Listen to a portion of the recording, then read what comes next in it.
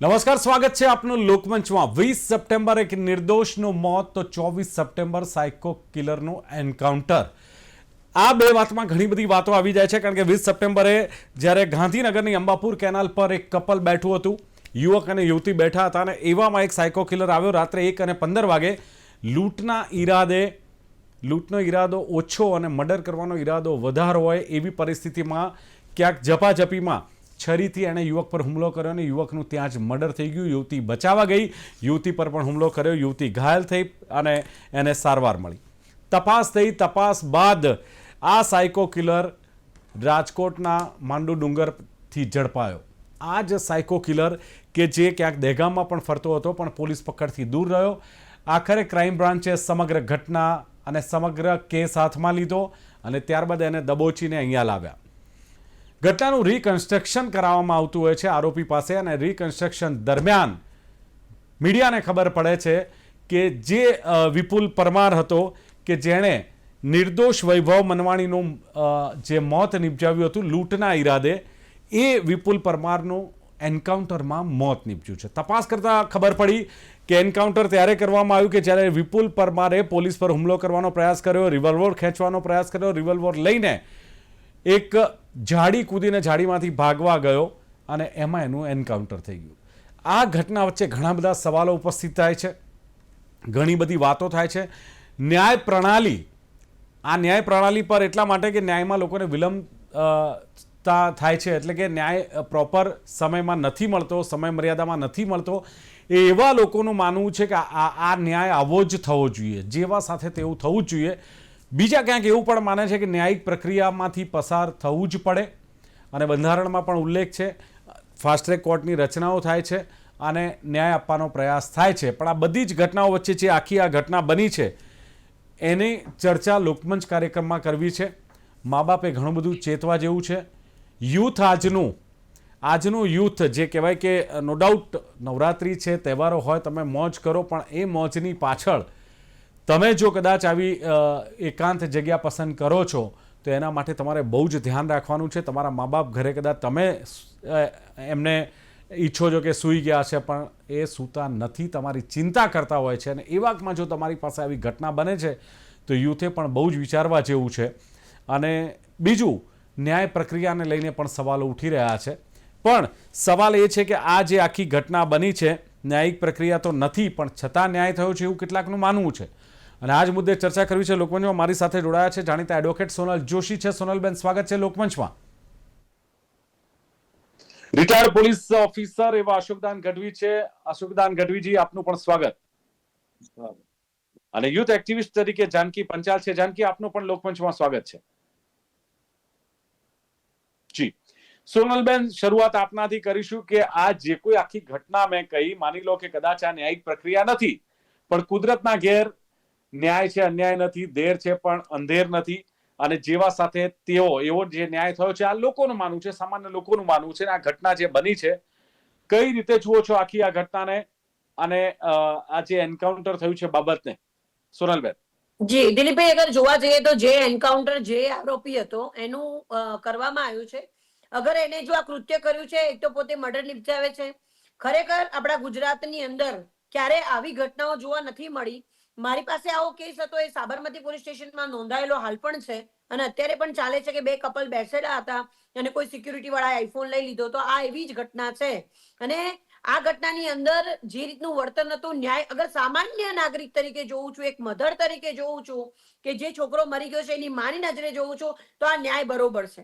અગર એને જે કર્યું હતું, એને જે રીતે મર્ડર નિપજાયું, કોઈ ખૂણામાં બેઠેલા બંને જણા સ્ત્રી મિત્ર સાથે વ્યક્તિ બેઠેલો હતો, એની બર્થડેની ઉજવણી હતી, એ પાસ થઈ રહ્યો હતો, અને આ જે કૃત્ય કરવામાં આવ્યું હતું, કોઈ વ્યક્તિને તમે કેવાય ને આવી રીતે ડરાવી ધમકાવીને લૂંટના ઈરાદે આવી હત્યાઓ કદાચ આપણે યુપી બિહારમાં સાંભળી છે, ગુજરાતમાં નથી સાંભળી।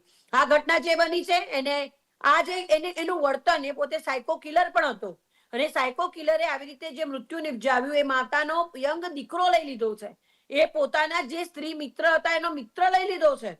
એ વ્યક્તિઓ જેનો ભય હશે, કોઈનો સખો હશે, સારા વ્યક્તિ તરીકે ભારતીય નાગરિક હતો, એ ભવિષ્ય હતો, અને એની સાથે જે વર્તન કર્યું છે એમાં સજા મળી છે, એ સામાન્ય નાગરિક તરીકે હું એને બિરદાવું છું।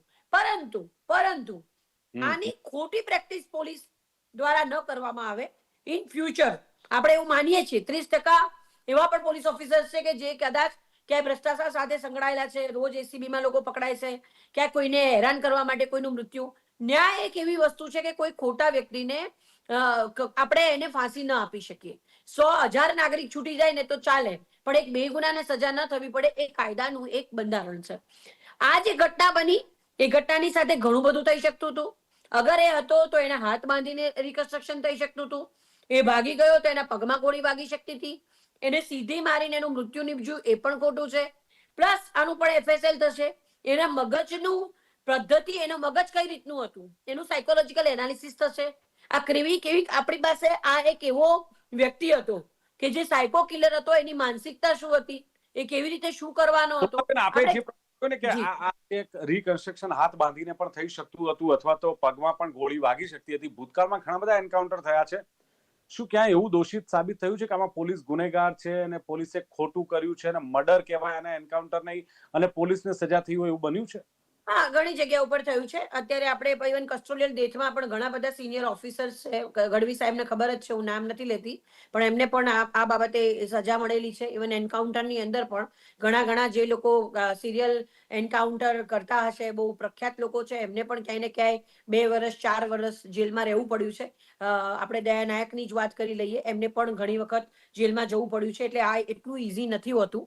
આ કેવી રીતનું સર્કમટેન્સીસ છે અને બની શકે આપણે કદાચ અત્યારે વાત કરીએ છીએ, પણ બની શકે કે જે સાયકો કિલર એ વધારે એગ્રેસિવ હોય, જે લોકો સાયકો હોય એવામાં શારીરિક બળ પણ વધારે હોય છે. જે માનસિક રીતે વિકલાંગ લોકો હોય એ લોકો કદાચ ચાલી હલી નથી શકતા, પરંતુ એમની જે પકડ હોય છે, પકડ બહુ મજબૂત હોય છે. જેવી રીતે સાયકો જે લોકો હોય છે એ ખરેખર પોતાની પકડ બહુ મજબૂત હોય છે અને ખરેખર આવી ઘટના કરી. પરંતુ શું બિંગ અ પોલીસ આપણે પ્રિકોશન નતા લઈ શકતા? આવડું મોટું મર્ડર કર્યું છે, શું એને હાથ હલાવતા હાથમાંથી હાથ પહેરાઈને આપણે લઈ જઈ શકતા હતા? કદાચ હથકડી નથી પહેરાઈ શકતા, પણ આપણે 2 જગ્યા પર 2 જણા હાથ પકડીને એકદમ પકડ તો મજબૂત રાખી શકતા હતા.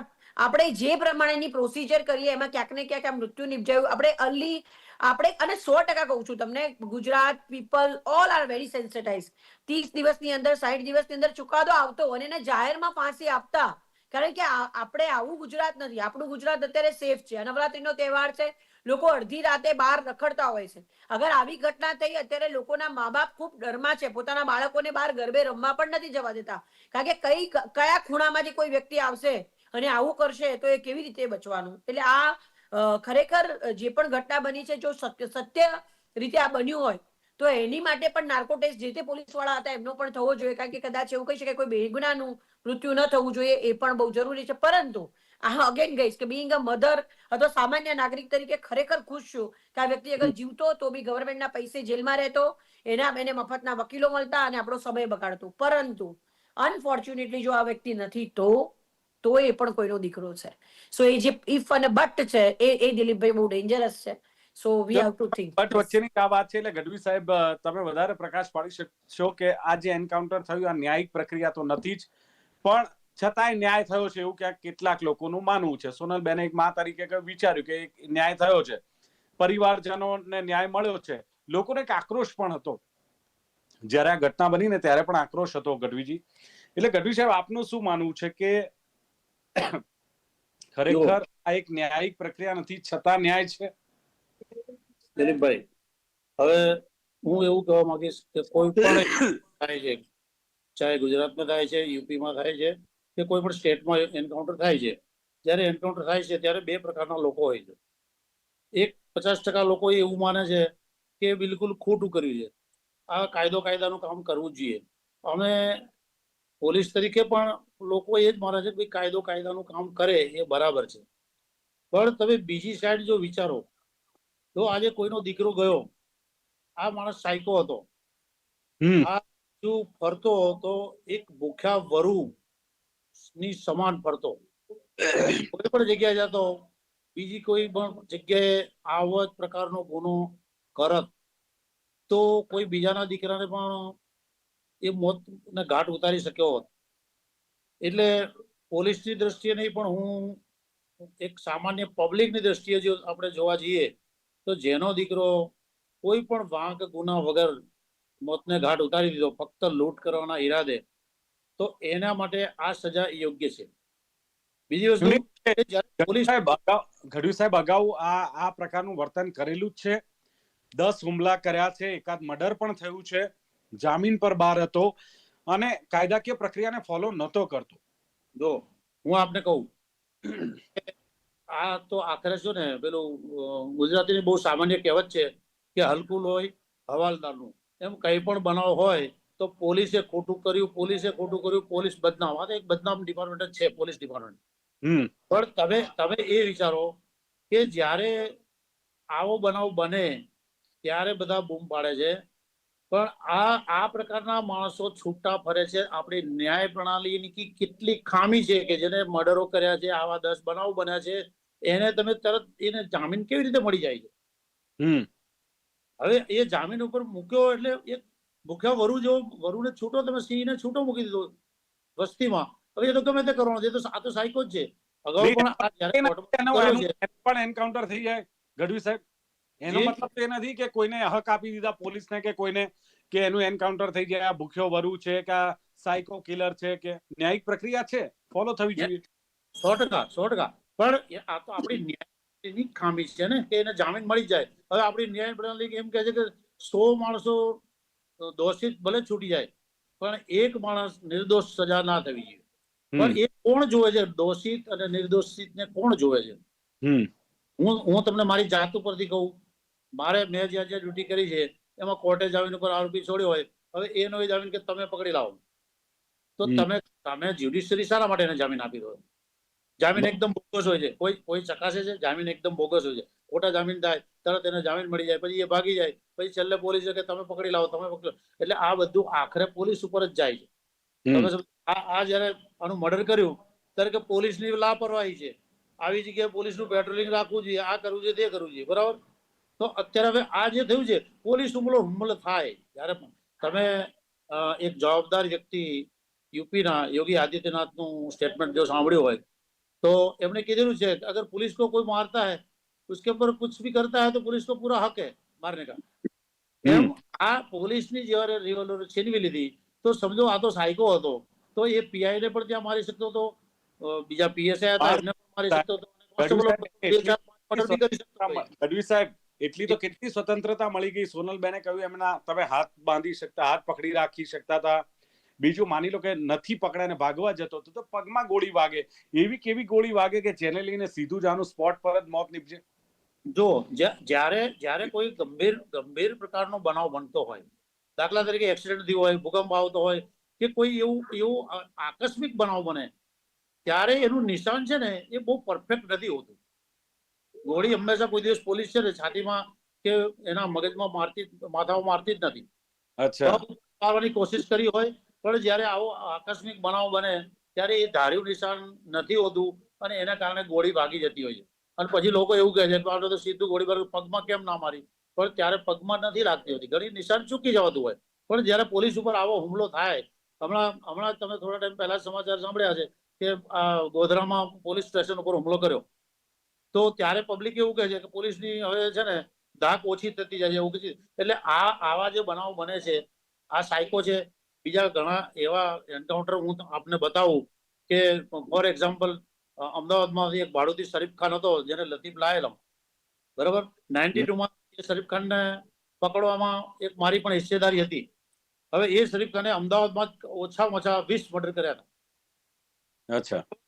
એને પોલીસે એન્કાઉન્ટર ના કર્યું, નથી થયું, તો આજે માણસ ક્યાં છે? પાકિસ્તાનમાં છે. ત્યાંથી બેઠો બેઠો એની બધું ચલાવે છે 2 નંબરનું કામ. તો એને પાડનાર લતીફ હતો, તો લતીફનું એન્કાઉન્ટર થઈ ગયું. લતીફનું એન્કાઉન્ટર થયું તો હું તો એવું માનું છું કે આવા ન્યુસન્સનું એન્કાઉન્ટર થાય તો આમ જનતામાં ઘણી શાંતિ સ્થપાતી હોય છે, પણ પોલીસ કોઈનું જાણી જોઈને એન્કાઉન્ટર કરતી જ નથી. જ્યારે આવો બનાવ બને ત્યારે સ્વ બચાવમાં કોઈ અશોકદાન ગઢવી સાહેબ શક ક્યાં પડે છે? જ્યારે ત્યારે એન્કાઉન્ટર થાય ત્યારે એક જ વાત આવે છે, પોલીસ પર હુમલો, રિવોલ્વર ખેંચવાની કોશિશ કરી અને એને લઈને એન્કાઉન્ટર કરવામાં આવ્યું. આ એક જ મોડસ ઓપરેન્ડી આવતી હોય છે. ના જો આવું લતીફમાં નથી થયું. લતીફને કુદરતી આજે જવું હતું, એમને છૂટો મૂક્યો અને સાપ કે કઈ નીકળ્યું ને એ ભાગ્યો. પછી જ્યારે માણસ પોલીસની પકડમાંથી ભાગે ત્યારે કોના ઉપર હુમલો કરે? પોલીસ ઉપર જ હુમલો કરે ને. પકડવા તો પોલીસ જ જવાની છે, એટલે પોલીસ ઉપર હુમલો કરતો હોય છે. જ્યારે પોલીસ ઉપર હુમલો કરે ત્યારે સ્વ બચાવમાં પોલીસ ફાયરિંગ કરે, એમાં આ એન્કાઉન્ટર થતું હોય છે. ચલો ઓકે ઓકે, હું આવું આપની પાસે. જાનકી, આપનું શું માનવું છે? જે પ્રમાણે યુથ અત્યારે નવરાત્રી ફેસ્ટિવલ છે, આખી રાત બહાર હોય છે, આવી રીતે એકાંત જગ્યામાં બેસે અને આવી ઘટનાઓ બનતી હોય છે, યુથની પોતાની તો રિસ્પોન્સિબિલિટી હોય છે. પોલીસ બધી જગ્યાએ ના પહોંચી વળે, પોલીસ ખૂણે ખાતરે ગોઠવવા જાવ તો પછી બાકીનો બંદોબસ્ત કોણ સંભાળે? એટલે શું લાગે, યુથની પોતાની પણ રિસ્પોન્સિબિલિટી ખરી કે નહીં આ ઘટનાઓ બને છે એમાં? બિલકુલ સર, આપે જેમ વાત કરી કે પોલીસ બધી જગ્યાએ ના પહોંચી શકે, યુથની પોતાની પણ રિસ્પોન્સિબિલિટી છે, એ 100% સાચી વાત છે. પણ શું રિસ્પોન્સિબિલિટીના નામ પર જો આવી ઘટનાઓ બનતી જ રહે અને આપણે એમ કહીએ કે પોલીસની રિસ્પોન્સિબિલિટી એટલી નથી, તો એ પણ યોગ્ય નથી. જેમ સરે વાત કરી કે એન્કાઉન્ટર થઈ ગયા અને પછી જે એક જ રીઝન આપવામાં આવે છે, તો જો એ કાયદાકીય પ્રક્રિયા જો આમ જ ખોરવાતી રહે તો એ તો યોગ્ય નથી. અને યુથ જે છે એ આજનું યુથ એવું માને છે ફ્રીડમમાં અને બહુ જ ઓપન માઇન્ડેડ છે. જેમ આપ સમજી શકશો કે યુથ ઓપન માઇન્ડેડનેસમાં માને છે. તો જેમ યુથની રિસ્પોન્સિબિલિટીમાં એટલું આવે છે કે એ બને ત્યાં સુધી એકાંત જગ્યાઓ ઓછી પસંદ કરે.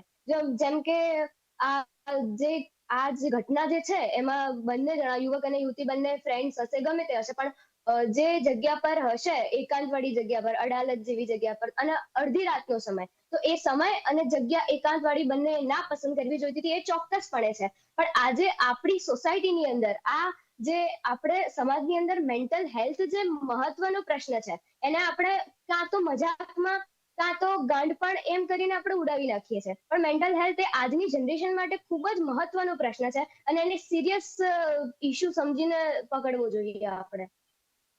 બિલકુલ. સોનલબેન, જે પ્રમાણે આ ઘટના છે, માની લો કે આપે કહ્યું તે પ્રમાણે કે કોકનો દીકરો મરી ગયો છે, કોકનો મિત્ર મરી ગયો છે, કોકનો ફ્રેન્ડ મરી ગયો છે, પણ પરિવારને ન્યાય અપાવે છે. પણ શું આ ભવિષ્યમાં આવા બનાવોને અટકાવવા માટે આ કિસ્સા કે આ એન્કાઉન્ટર પૂરતા છે? એક સાચો મેસેજ તો 100% જશે, કારણ કે લોકોને ખબર પડવી જોઈએ કે જો તમારી સાથે કંઈક ખોટું થયું છે, આમાં પોલીસની વાહવાહી થતી હોય છે, કારણ કે સાયકો કિલર હતો.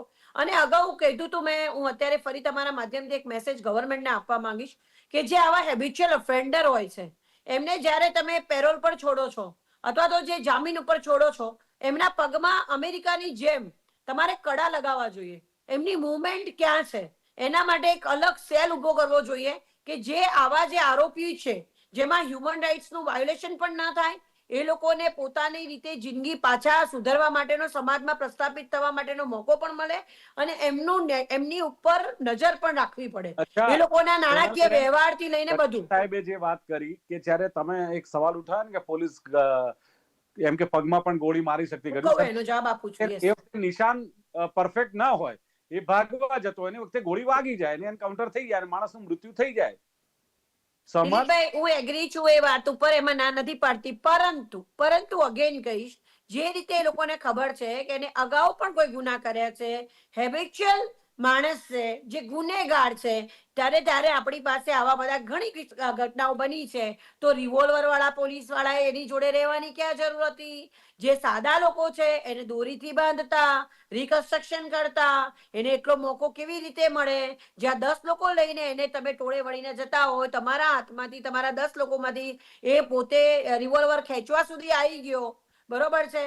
એ બધી જ વસ્તુઓ તમારે પોતાએ પ્રિકોશન વાઇઝ એને ભૂસકો મારીને આત્મહત્યા પોલીસના ડરથી કરી હોત ને તો એગ્રી હતા કે ચલો એ ડરી ગયો. પોલીસની વાત બરાબર છે, પણ ન્યાયિક પ્રક્રિયા જે ઢીલી છે અથવા એમાં જે ખામી છે, એમણે કહ્યું ને, સરસ કહ્યું કે માણસ મર્ડર કરે ને છતાંય બહાર ફરે તો કાલે બીજાનું કરશે, ત્રીજાનું કરશે. દિલીપભાઈ, એવું નથી હોતું. ગઢવી સાહેબ કહે છે, હું બોલી નથી વચ્ચે, પણ એટલું કહીશ કે ક્યારે પણ ન્યાય પ્રક્રિયા કોઈએ મર્ડર કર્યું હોય ત્યારે છૂટો નથી મૂકતી. એમાં પણ એમનું પણ એક મિનિટ લેટ મી ફિનિશ દિલીપભાઈ. એટલીસ્ટ એનું કારણ કહું કે જ્યાં સુધી સજા કહેવાય ને કે આરોપ પુરવાર ન થાય ત્યાં સુધી એને જેલમાં સજા સંભળાવવામાં નાખી હોય. તમે ખાલી એક FIR થતા તમે એને આરોપી નથી માની શકતા. જેની પાસે આરોપ એનો ઘડાયો, ચાર્જ ફ્રેમ થયો, પુરાવા લીધા, એ પોતે દોષિત પુરવાર થયો અને પછી એને જામીન નથી મળતા, પછી એ પેરોલ પર બહાર આવતો હોય છે. હા, હવે એક વસ્તુ માટે સહમત થઈશ, પેરોલ પર ઘણા લોકો આવીને ભાગી જાય છે. એના જી. માટેનું મેં આજે સજેશન તમારા ગુજરાત ન્યૂઝ દ્વારા આપ્યું, કારણ કે હું ફોરેન ટ્રાવેલ કરતી હોઉં છું. જે હેબિચ્યુઅલ ઓફેન્ડર હોય છે એમના પગમાં એવું એક કડું પહેરાવવામાં આવે છે જે ખોલી પણ ન શકે, તૂટે પણ નહીં, એની અંદર એનું રેકોર્ડ રહે કઈ કઈ ચાલો, જગ્યાએ ગઢવી શું થાય છે. સાહેબ, જી કેટલું શક્ય છે આ જે પ્રમાણે સોનલબેન કહી રહ્યા છે?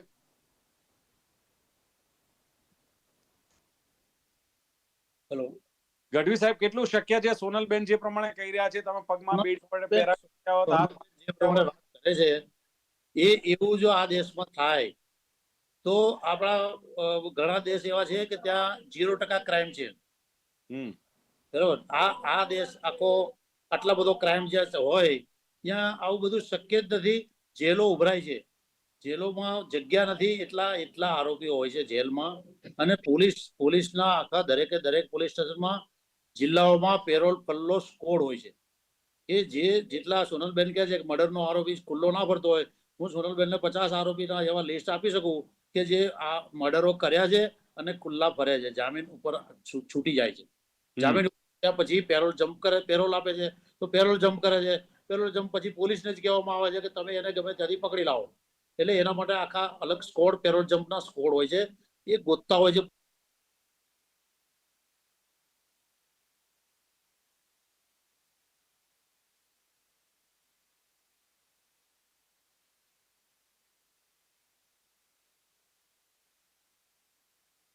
જામીન ઉપર છોડાઈ જાય છે. ચલો, બિલકુલ ગઢવી સાહેબ, સમયની મર્યાદા છે. આખરે મારી સાથે જાનકી છે. જાનકી, યુથને કોઈ મેસેજ શોર્ટમાં આપશો આ બાબતને લઈને? હા સર, હું તો એટલું જ કહેવા માંગીશ કે આપણું જે યુથ છે ને એ બહુ જ જલ્દી ઇન્ફ્લુઅન્સ થવા વાળી જનરેશન છે અમારી. કારણ કે અમે લોકો બહુ જ જલ્દીથી ઇન્ફ્લુઅન્સ થઈ જઈએ છીએ નાની નાની વાતોમાં. ક્યાંક ને ક્યાંક આ યુથ દેખાદેખીમાં પણ બહુ માને છે કે પૈસાની રીતે કોઈ દેખાદેખીમાં હોય, ફોન નવો લેવાની દેખાદેખી હોય, કાં તો હું તો ઓપનલી કહીશ કે રિલેશનશિપની પણ દેખાદેખી આપણે બહુ જ આ જનરેશન બહુ જ માને છે. તો એ ઇન્ફ્લુઅન્સ ના થવું જોઈએ યુથે, અને જે એકચ્યુઅલ જે વસ્તુ જે તમે જીવનમાં કરવા માંગો છો એના તરફ ફોકસ રહેવું જોઈએ.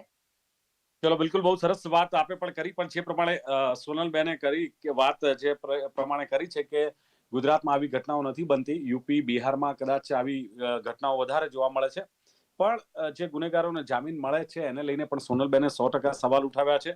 પણ એક માએ દીકરો ગુમાવ્યો હોય. દિલીપભાઈ, એક જ સેકન્ડ. દિલીપભાઈ, લોકો શેરી ગરબા રમે, બહાર રમવા ન જાય, અને મહેરબાની કરીને માતાજીના ગરબા શેરીમાં રહે, ક્લબના ગરબા, આ જે કહેવાય ને કે પોતે બિઝનેસ ખોલીને બેઠા છે જે લોકો, એ બંધ કરી દે જેથી મા બાપને ટેન્શન ના થાય. બહાર રમવાનું, ક્લબોના ગરબા કલ્ચર ગવર્મેન્ટે બંધ કરીને દરેક સોસાયટી ગરબા રમાડવા જોઈએ. આ છે ને, આ બધું સરકારના હાથમાં છે, આ હોમ ડિપાર્ટમેન્ટના પણ હાથમાં. મેમ, પણ તમને ખબર છે કે ગૃહ ખાતાએ તો કહી દીધું સવારે 5 વાગ્યા સુધી ગરબા રમો, છૂટ છે. શેરી ગરબા, એમને એવું નથી કીધું કે તમે ક્લબોમાં રમો. બિલકુલ. ચલો, આ પણ એક ઇસ્યુ તો ચોક્કસ છે. પણ જે પ્રમાણે સોનલબેને કહ્યું કે એક માં તરીકે બિરદાવું છું, પણ ગઢવી સાહેબે કહ્યું કે કાયદો કાયદાનું કામ કરતો હોય છે. પણ આજે છૂટ્યો છે, આજે એક જણને મારી નાખ્યો, આ પહેલા પણ એને હુમલો કર્યો, તો આવનારા દિવસોમાં કદાચ માની લો કે હાથમાં ના આવે તો બીજા પર પણ હુમલો કરી શક્યો હોત. પોલીસ બદનામ છે જ એમનું કહેવું છે. અને પોલીસ પર હુમલો થાય ત્યારે આ પ્રકારની ઘટના બનતી હોય છે. ઘણીવાર એન્કાઉન્ટર નથી કરવું હોતું, પણ પોલીસ પર હુમલો થાય અથવા એની પર જાનલેવા હુમલો થાય ત્યારે આ કરતી હોય છે. અને જાનકીએ કહ્યું તે પ્રમાણે કે પોલીસની રિસ્પોન્સિબિલિટી તો ખરી જ, પણ એના નામે આવી ઘટનાઓ ન ઘટવી જોઈએ. એમણે કહ્યું તેમ કાયદાકીય પ્રક્રિયાઓ પણ થવી જોઈએ. અને ખાસ એમણે કહ્યું છે કે માતા પિતા અને ફેમિલી વાળાએ પણ ધ્યાન રાખવું જોઈએ. યુથ ઓપન માઇન્ડેડ છે એમનું કહેવું છે. અને ઓપન માઇન્ડેડ છે એનો ગેરલાભ ઉઠાવીને તમે એકાંત જગ્યાએ જાઓ તો આવી ઘટનાઓ ઘટશે. દેખાદેખીથી દૂર રહેવું જોઈએ, એ વાત પણ એમણે કરી છે. હવે જે એન્કાઉન્ટર સાયકો કિલરનું થયું છે, આ ચર્ચા બાદ જનતા પર છોડીએ છે કે આને તમે ન્યાયિક પ્રક્રિયા નહીં પણ ન્યાય ગણો છો કે કેમ. ચર્ચાનું સમાપન કરીએ છીએ. ચર્ચામાં ભાગ લેવા બદલ સોનલ જોશી, અશોકદાન ગઢવી અને જાનકી પંચાલ ત્રણેય જોડા ખૂબ ખૂબ આભાર. Thank you very much. Thank you. તો દર્શક મિત્રો, લોકમંચ કાર્યક્રમમાં હતી આજની ચર્ચા. ખાસ જ્યારે વિપુલ પરમારનું એન્કાઉન્ટર થઈ ગયું છે અને આટલી બધી ચર્ચાઓ થઈ ત્યારે એક સામાન્ય વ્યક્તિ તરીકે આપણા મનમાં શું વિચાર આવે એ ક્યાંક જાણવાનો પ્રયાસ કર્યો. ફરી મળીશું એક નવા વિષય સાથે. જોતા રહો ગુજરાત ન્યૂઝ.